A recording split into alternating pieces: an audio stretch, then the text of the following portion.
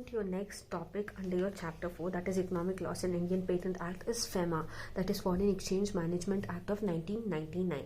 Okay, to begin with the introduction, you have the Foreign Exchange Management Act 1999 was introduced to simplify and amend the law relating to foreign exchange. Okay, foreign exchange is nothing but wherein we are purchasing and selling goods to the outside countries. Okay, there is exchange of goods and services.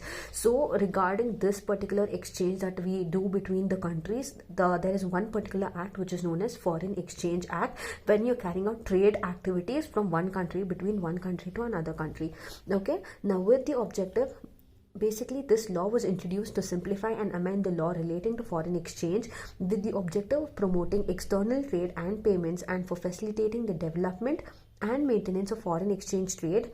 Okay, foreign exchange trade, rationalization of tariffs. Okay, what is tariffs? Tariffs is nothing but the amount of duties, the prices which we pay for the customs. Okay, in order to bring goods from one country to another country.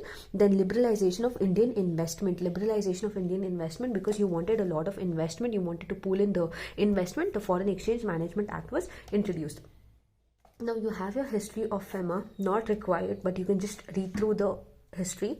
Okay, then you have your features of Foreign Exchange Management Act. The features of Foreign Exchange Management Act, FEMA was replaced by Foreign Exchange Regulation Act. Okay, FEMA replaced, earlier it was FERA, which was replaced by FEMA. Okay, earlier it was Foreign Exchange Regulation, now it is Foreign Exchange Management. Then it had become the need of the hour, since FERA had become incompatible with the pro-liberalization policies of the Government of India. Now there was a need to change the name because of the various incompatibilities, because of the liberalization policies along with the Government of India.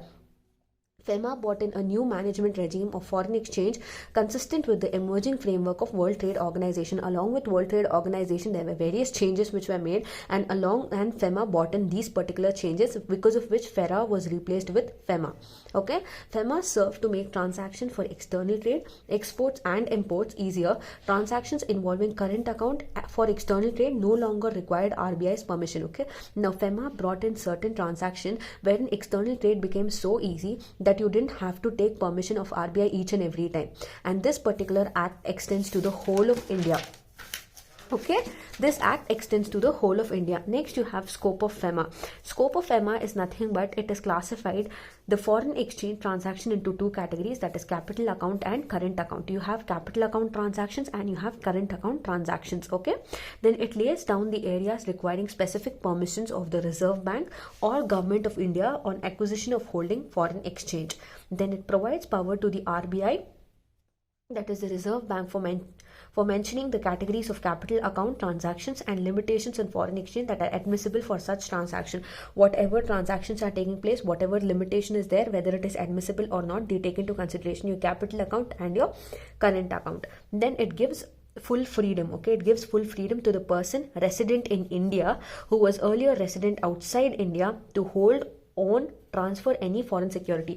If any particular person has stayed outside India and now has become the resident of India, those particular people are also given necessary freedom to hold, own or transfer any property which is located in India or it is situated outside India when he is a resident of India. Okay, this act is civil law and its contraventions to act provide for arrest only in exceptional cases. Then FEMA does not apply to Indian citizens resident outside India. See, there will be certain people who will be Indians, but they will be residents of outside countries because they will be born there. So this is not applicable to those citizens. It is only for Indians only. Okay, just for Indians. Now you have a difference between FERA and FEMA. Okay, FERA was enacted, okay, Foreign Exchange Regulation Act. This was enacted in 1973, hence it is an old enactment. FERA was replaced with FEMA. Earlier it was FERA, now it is FEMA. Whereas FEMA came into force in 1999, hence it is an extension of FERA. It is just an extension of FERA.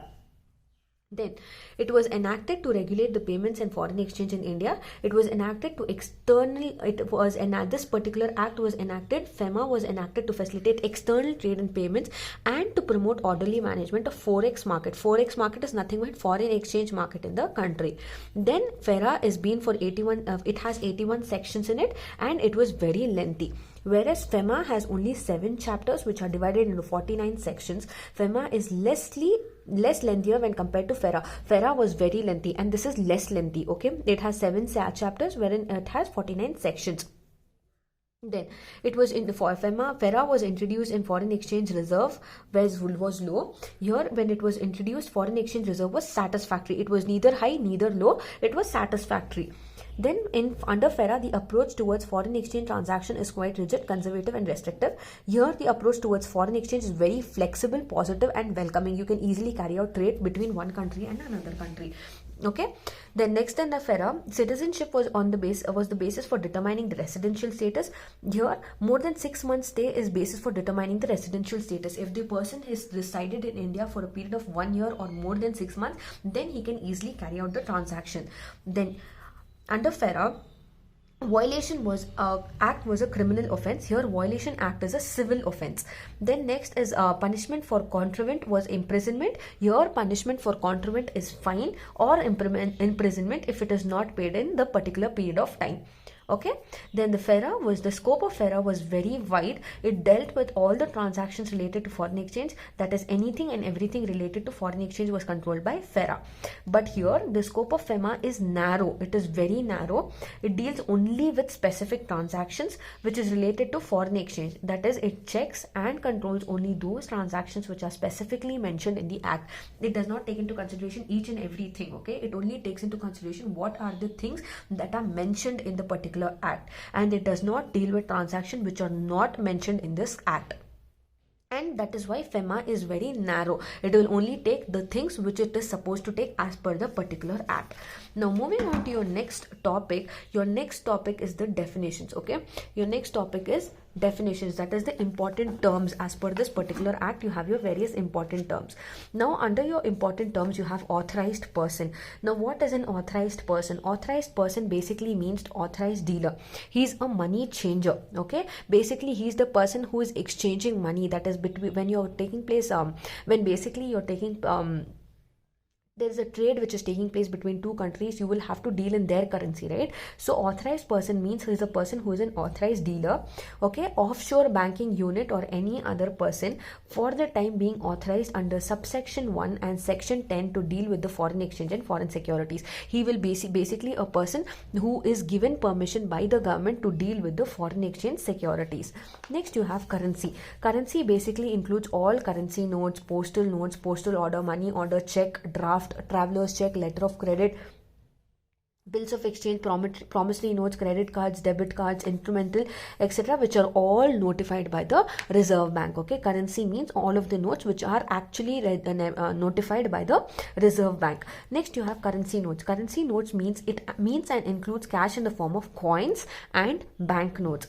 Then you have capital account transaction. Capital account transaction means the transaction which alters the assets or liabilities, including contingent liabilities outside India of a person resident in India, of assets or liabilities in India of person resident outside India, including transaction referred.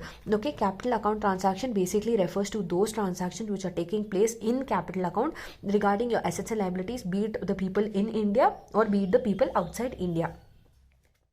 Next, you have current account transaction. Similar to your capital account, your current account transaction is where on the other hand, capital account transaction is with or without prejudice to generality of the foregoing transaction, which includes payments which are due in connection with foreign trade or other current business services and short-term banking, credit card facilities in order course of bank. Okay, this is current account transactions. Then payment due as interest on loans as net income from investment.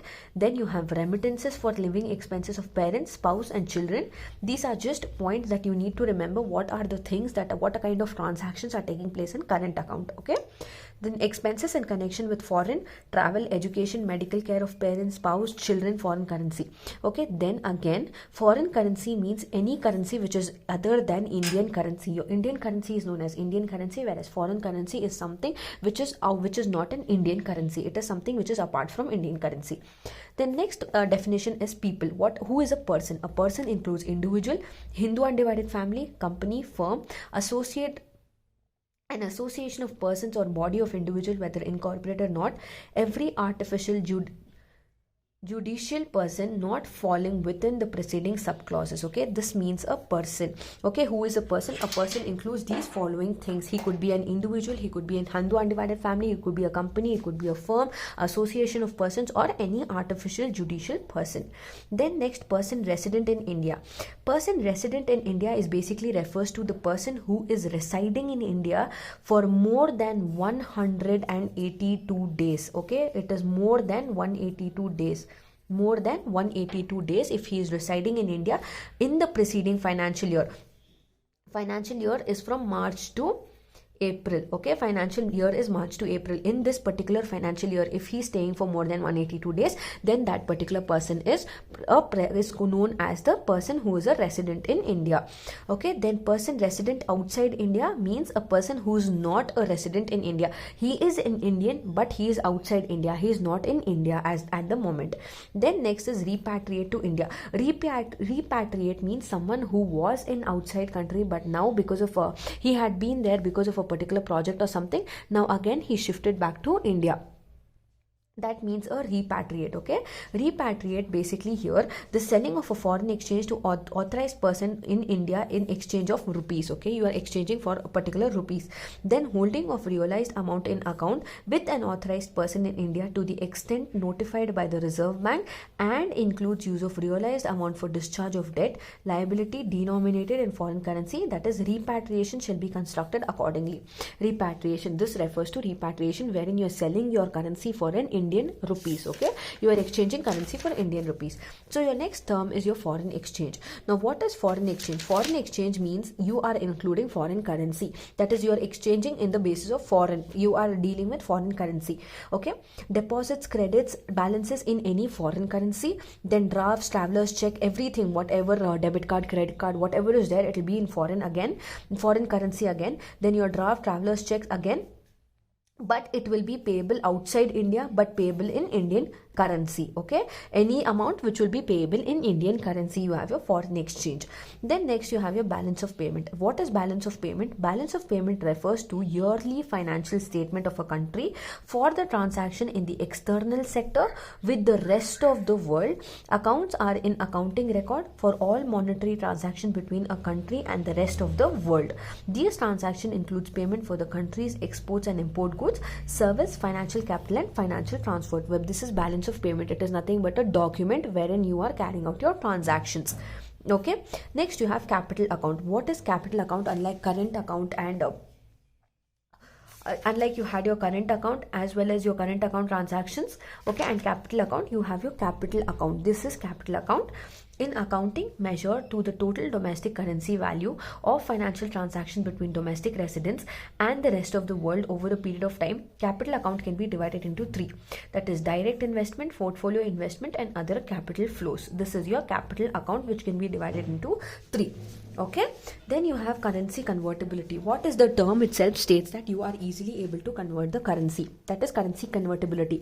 That means it is the freedom for withdrawal of foreign exchange from authorized dealer for payment abroad. Okay, that is, suppose if you want to go from India to any other country, okay, suppose you're going to any other country, you are going to exchange your money, Indian currency, into their currency.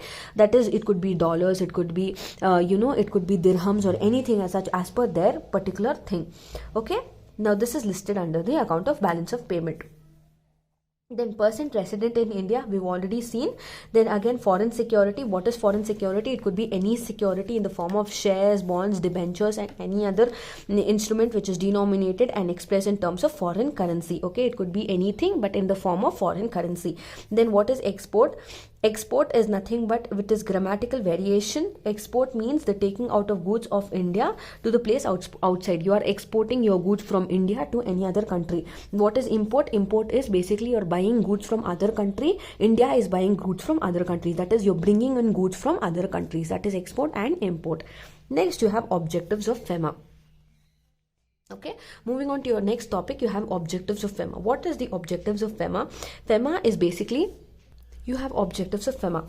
Firstly, provision regarding, that is FEMA 1999, provision regarding dealing in foreign exchange. Now, according to Section 3, FEMA only has authorized person under the government who can deal. There are, as we saw, who is an authorized person? He is nothing but an authorized dealer who is given permission by the government of India in order to deal with the foreign securities, right? So he has the right to, he has been given the permission to deal with the foreign securities by the Reserve Bank of India.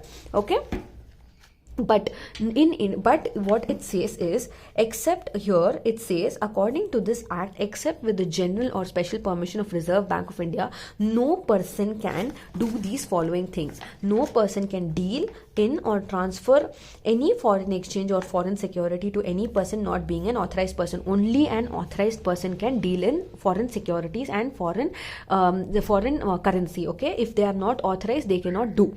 Okay, then make payments or to or for the credit of any person resident outside India. If they are not given permission by the government of India, if they are not authorized people, they cannot do this. Okay, they cannot make payments, so they have to be authorized. Then receive otherwise through an authorized person any payments by order on behalf of any person. Okay, only if you are an authorized person you can receive payments. If you are not an authorized person, then you cannot receive or make payments. Okay, receive or make payments, receive payments or make payments. Then reasonable restrictions for current account transaction may be prescribed. If you are not authorized by the RBI, you cannot do this following things. These are only permitted to an authorized person.